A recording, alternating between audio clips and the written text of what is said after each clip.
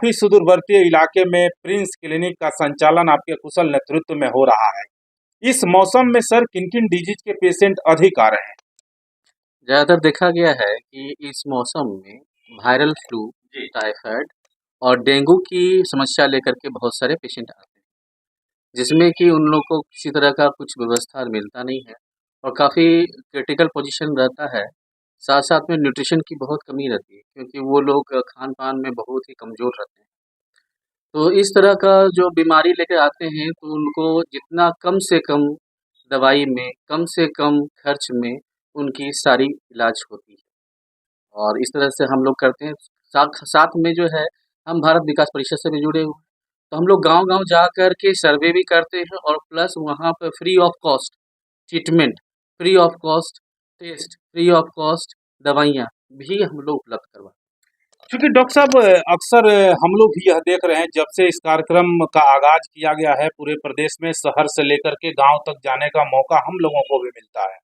खास करके ग्रामीण स्तर पर देखा जाता है कि लोग आज भी अपने स्वास्थ्य के प्रति बहुत ज्यादा सजग नहीं रहते हैं। जब भी लोगों को किसी तरह का समस्या होता है, लोग सीधे मेडिकल स्टोर पर जाते हैं और दवा खरीद कर खाना शुरू कर देते हैं। आप एक कुशल चिकित्सक हैं, वैसे लोग जो अपने स्वास्थ्य को लेकर सजग नहीं रहते हैं, उन्हें क्या सुझाव देंगे? सबसे पहली बात कि साफ-सफाई बहुत ज़रूरी है, जिसके कारण से बहुत सारी बीमारियाँ होती हैं। तो साफ-सफाई के मामले में गाँव वाले को देखा गया है कि वो शिक्षित नहीं, किन-किन कारणों से बीमारियाँ होती है, उनके बारे में अवेयरनेस नहीं है। तो हम तो चाहेंगे कि भारत सरकार के तरफ से या फिर जो समाज सेवी हैं, उनके तरफ से कम ऐसे चीज़ को दिया जाए कि कम से वो समझे कि इन-इन कारणों से जो है बीमारी होती है, साफ-सफाई रखना ज़रूरी है। अभी देखेंगे कि बरसात के समय में गाँव घर में तो बहुत सारे जानवरों के तबेले हैं और वहाँ जाके देखिएगा तो मक्खियाँ भिन-भिना करके पड़ी रहती है और वो लोग जो भोजन करते हैं, वो हाइजीनिक ही नहीं है। तो इस कारण से क्या होता है कि जो मन सो जैसे मन तैसे खा लिए और उसके साथ-साथ में ये इस तरह का बीमारियों लेके आ जाते हैं। तो सबसे पहली है तो शिक्षा, जी। स्वास्थ्य के बारे में क्या शिक्षित होना चाहिए, कैसे क्या करना चाहिए, पानी जमा हुआ है और वो पानी जमा हुआ है उसमें तो मक्खियाँ पल रही है, उसमें तो मच्छर भी पल रहे हैं। तो वो सब चीज़ को सबसे पहले ब्लीचिंग वगैरह या फिर बोला जाए फिटकरी वगैरह डाल करके, चूना वगैरह थोड़ा-सा डाल करके, वो चीज़ को ढक दिया जाए या बालू देकर ढक दिया जाए, ताकि वो पानी जमा हो नहीं और पानी जमा होगा नहीं तो उस तरह के जीव-जंतु पैदा होंगे नहीं। तो ये सब चीज़ के लिए अवेयरनेस होना बहुत ज़रूरी है। उनको जो है जा करके एक सभा बनाई जाए, सभा किया जाए और उसमें बताया जाए कि इन-इन कारणों से तुम बीमार पड़ते हो, तुमको ये कारण को हटाना है। तो हटाना है तो क्या करना है, बहुत मामूली चीज़ है, बालू तो सब जगह मिल जाएगा और साफ-सफाई के मामले में तो सब ब्लीचिंग वगैरह का भी व्यवस्था हो, खासकर सब सेंटर वगैरह में ज़रूर हो, ताकि वहाँ छिड़काव किया जाए, दिया जाए। तो इस तरह का स्वास्थ्य के बारे में जानकारी उपलब्ध कराना चाहिए। तो कहीं न कहीं सर आपका यह कहना है कि ग्रामीण स्तर पर लोगों को जागरूक करना बहुत ज़रूरी जागरूक है। करना बहुत जागरूक लोग हो जाएँगे तो खुद स्वस्थ रहेंगे, स्वस्थ रहे। स्वच्छता का लोगों का ख़्याल होगा तो निश्चित तौर पर स्वस्थ होंगे। एक सवाल सर हम आपसे और ज़रूर जानना चाहेंगे चूँकि जब हम लोग आए यहाँ पर तो लोगों ने बताया कि डॉक्टर मुकेश कुमार गरीबों के डॉक्टर हैं और वहाँ पर किसी भी तरह से अगर तबीयत ख़राब है, हम लोग जाते हैं तो पैसा रहे ना रहे, इलाज डॉक्टर हो साहब जाता है। पहला प्राथमिकता है इलाज करते हैं, स्वस्थ करते हैं।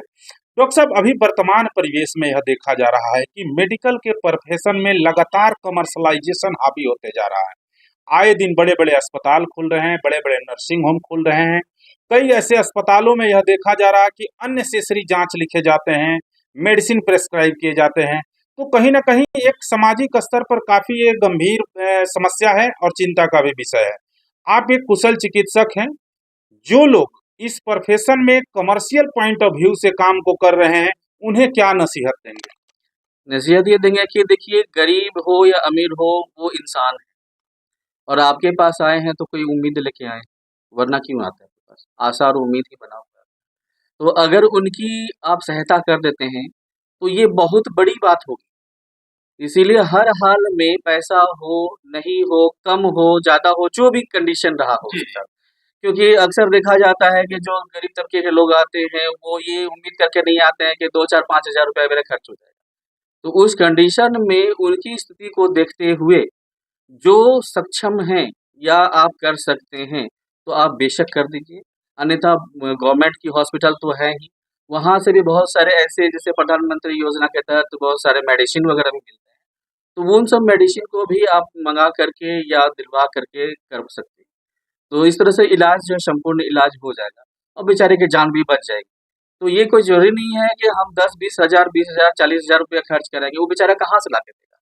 या तो वो अपना जानवर बेचेगा, या तो वो गाय, बकरी ये सब बेच कर के लाएगा पैसा, और इसका मतलब ये हुआ कि वो आर्थिक जोखिम जोखिम में आ जाएगा। तो इस कंडीशन में ये हम लोग का दायित्व है कि किसी भी कंडीशन का आदमी आए, चाहे वो पैसे वाला हो, चाहे पैसे वाला नहीं हो, उसके पास कुछ भी ना रहा हो, फिर भी ये हमारा कर्तव्य है कि हम उसकी हर हाल में सहायता करें। चलते चलते सर, बहुत सारे हमारे दर्शक होंगे, वो ये जानना चाहेंगे कि प्रिंस क्लिनिक कहाँ पर है। अगर दुमका में वो आते हैं तो आपके इस क्लिनिक तक वो कैसे पहुंचेंगे? थोड़ा सा यहाँ के बारे में, यहाँ का लोकेशन बताएं। प्रिंस के लिए पहुंचने के लिए बहुत आसान तरीका है। आप धानी टावर चौक पहुंचने के बाद चिटोनाथ वाला रास्ता पकड़ लेंगे, जो मसरिया रोड भी कहा जाता है। उस बीच में एक बिजली ऑफिस मोड़ है, महुआ डंगाल चौक भी बोलते हैं उसको, बस उसी जगह स्थित है। निश्चित तौर पर ये थे डॉक्टर मुकेश कुमार जी, जो कि प्रिंस क्लिनिक के नाम से इनका क्लिनिक दुमका में चलता है। और डॉक्टर साहब का साफ तौर पर सबके लिए संदेश है कि अगर आपको स्वास्थ्य से संबंधित किसी भी तरह का समस्या होता है तो पहला प्राथमिकता है कि आप अपने नजदीकी प्राथमिक स्वास्थ्य केंद्र में जरूर जाएं, क्योंकि सरकार की तरफ से काफी कुशल चिकित्सकों की व्यवस्था की गई है। अगर आप वहां पर जाते हैं तो निश्चित तौर पर आपको कुशल चिकित्सक के देखरेख में बेहतर स्वास्थ्य